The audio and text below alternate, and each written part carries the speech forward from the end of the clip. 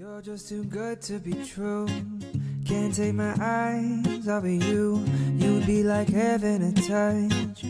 I wanna hold you so much. At long last love has arrived, and I thank God I'm alive. You're just too good to be true. Introduction of Virtue Ethics. Virtue ethics is a moral theory that focuses on the development of virtuous character. A virtue ethics is interested in finding the character that makes someone a good person. The important thing is to be a good person, as opposed to doing the right thing or achieving a good outcome. The proponent virtue of ethics. So Aristotle was a Greek philosopher and polymath during the classical period in ancient Greek. So he made pioneering contributions to all fields of philosophy and science. He invented the field of formal logic, and he identified the various scientific disciplines and explored their relationship to each other. He is the famous proponent of virtue as the basis of living a good human life and creating a good state. So he and other ancient Greeks also developed the philosophy of virtue ethics. This theory emphasizes on the formation of a moral or virtuous character in humans through doing what a good or virtuous person would do, rather than on consequence, feelings, or rules. The concept of a virtuous is something that makes its owner good. A virtuous person is someone who is morally good, outstanding, or admirable, who behaves and feels as she should. And now for the concept of goodness and rightness. For the rightness, virtue ethics not only deals with the rightness or wrongness of individual actions, it provides guidance as a sort of characteristics and behaviors a good person will seek to achieve. In that way, virtue ethics is concerned with the whole of a person's life rather than particular episodes or actions. And for the goodness, a good person is someone who lives virtuously, who possesses and lives the virtues. It is a useful theory since human beings are often more interested in assessing the character of another person than they are assessing the goodness or badness of a particular actions.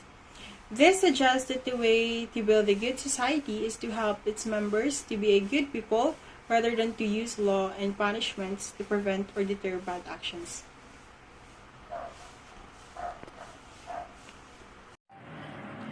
Example of rightness and goodness. Example of rightness. There's a criminal commit a crime. It's right to put him in jail. It's right and correct to put him in jail because he did a crime or a bad action. Example of goodness. There are people who need to stand and need help. A good person tend to help in society, so the people who suffered in society were provided support and help. So the people's crimes will decrease because they were no need to steal or do bad actions just to earn money and to live. Badness. Badness is the opposite of goodness. Goodness or becoming a good person means focusing on the development of good character trait rather than the action. On the other hand, badness means practicing or developing poor character traits like treachery, ignorance, and cowardice. Wrongness. In virtue ethics, the rightness or wrongness of an action is determined by the character trait it expresses. It emphasizes the kind of person you should be. Therefore, an action is wrong if it is supported by bad character traits.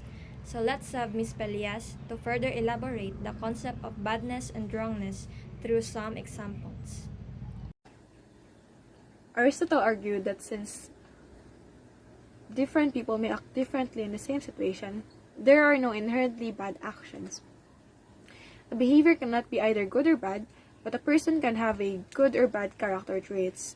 For instance, a woman is attacked by a man with a gun, is about to be violently raped, but somehow gets the gun away from the man and shoots him to save herself. It will not be said that she is a bad person or that what she did was wrong. It will most likely be said that she is brave and that what she did was right given the situation. Another instance is stealing £1 from a billionaire to buy a bread to save a starving child who will otherwise die. These examples are actions that in most cases are wrong.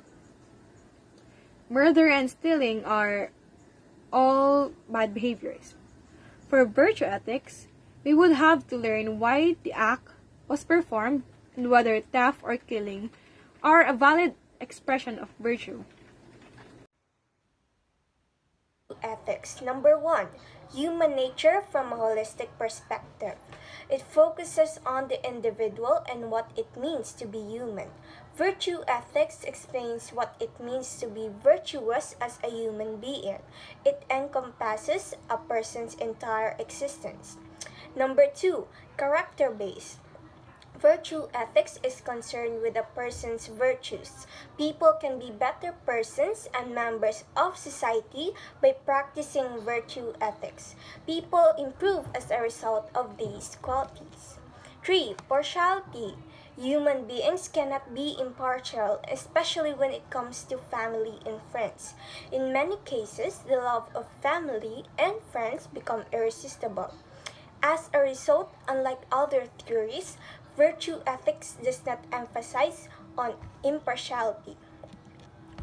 The criticism in virtue ethics. Number one, self-centeredness. Its theory promotes a self-centered view of ethics, in which human flourishing is viewed as a goal in and of itself, with little regard for how our actions affect others.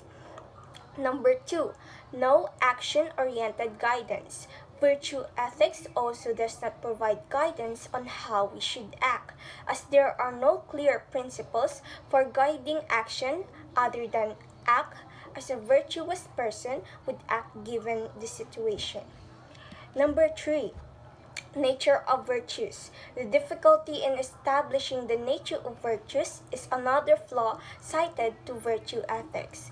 This is due to the disparity in viewpoints and perspectives among people who are fundamentally different from one another and come from various cultures and societies. These factors contribute to disagreements over what is ethically right or wrong for individuals. As a result, identifying these virtues is difficult. Number four, moral lack.